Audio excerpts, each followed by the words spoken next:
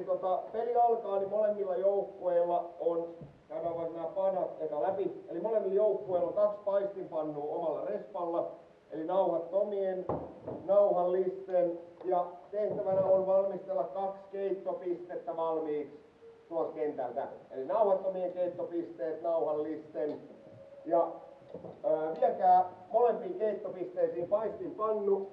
Jos teihin osuu, kun teillä on pannu kädessä, niin tässä pelimuodossa tulee kuolleen mukaan takas. Ja sen lisäksi teillä on... Kyssäri. Ja blokkaako paistinpannu osumia? Kyllä. Vitun parikka. Totta kai. Totta. Miksi ei blokkaa? Mä menen koko peli vittu paistinpannu tässä. Haluatko nää ottavat vaihtaa parikan? Mä haluun parikan. Me voidaan kahdestaan. No homo.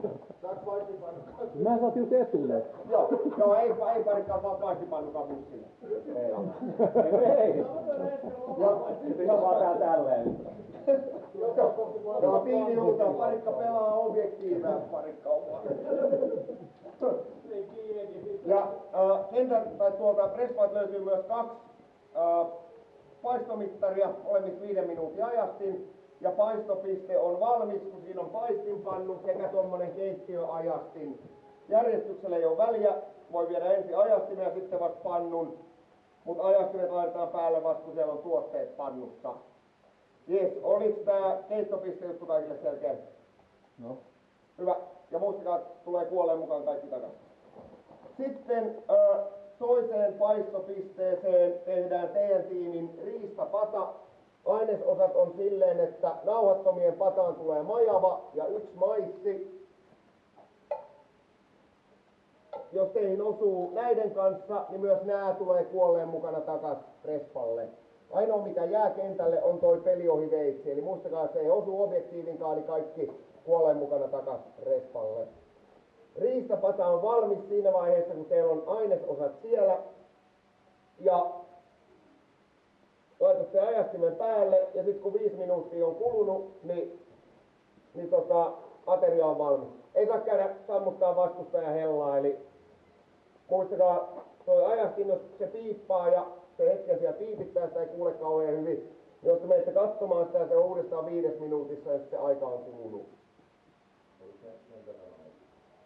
Joo, paikkapisteet on Joo, ainekset on kentällä. Voiko se palaa pohjaan?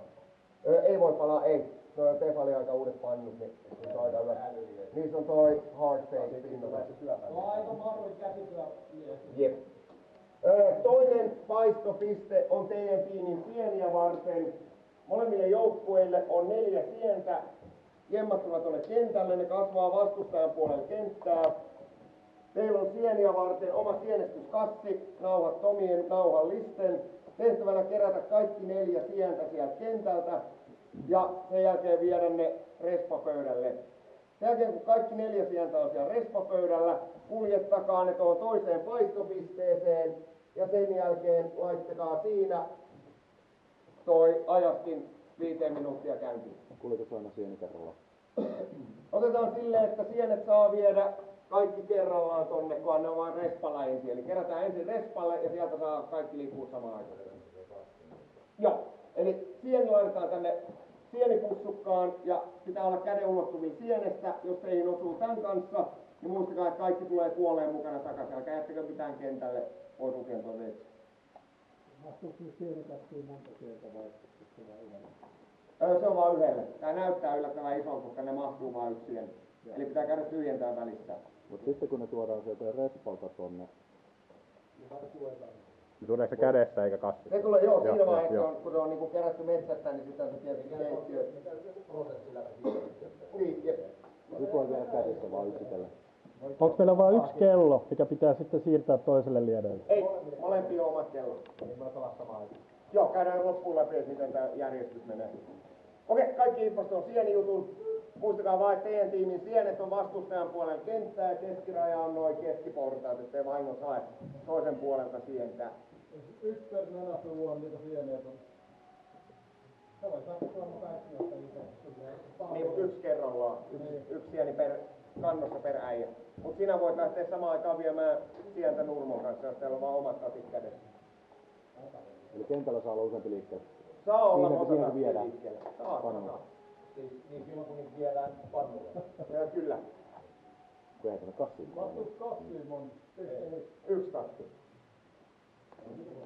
Eli kaikki yksitellen tonne Ja sit vasta kun ja kaikki sitten on tuolla... kaikki kerralla tänne. Joo. Alright. Okei, kaikki kärryy vielä. Ehkä kyllä. Hyvä. Sitten meillä on molemmille tiimeille kalakeitto. Se syödään raakana, siihen ei tarvitse tuommoista paistialustaa. Tehtävänä on kalastaa teidän tiimi avannosta sinne 3 kalaa. Ja näistä sama systeemi kuin sienissä, eli ensin kaikki 3 kalaa respapöydälle ja sen jälkeen ne saa viedä tonne teidän tiimin kattilaan. Jos osuu tämmöisen niin kuolee mukaan takas. Ja muistakaa, että kalan saa koskea vasta kun se on avannon jään ulkopuolella.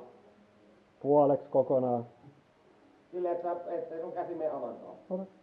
En mä nyt tuu sinne vittu mittaamaan. Ja miten tuo se kalan mitta? Itse tiedät. Riippuu kato kalajutuista sitten. Niin, totta. Niin on, niin on. Tässä on kalavalheita ja tattivalheita ja molemmat niin kuin voi mitata tällä. Oleellista on se, että se käsi ei ole avantoon. Kalakeitto on valmis, kun siellä on 3 kalaa ja toinen teidän tiimi vihanneksista, eli nauhattomilla maissinauhallisilla porkkana. Ja tässä ei ole mitään ajastinta. Ja siinä vaiheessa, kun teillä on molemmat ruuat tehty, kalakeitto on valmis, viekää keittiöveitsi jommalle kummalle maalitolpalle ja toinen tiimi pakkaa veitsensä ja lähtee kotiin. Peliaikaa 25 minsaa tai niin kauan, että Nurmalla on burnout, kun se unohti. Pokkisota.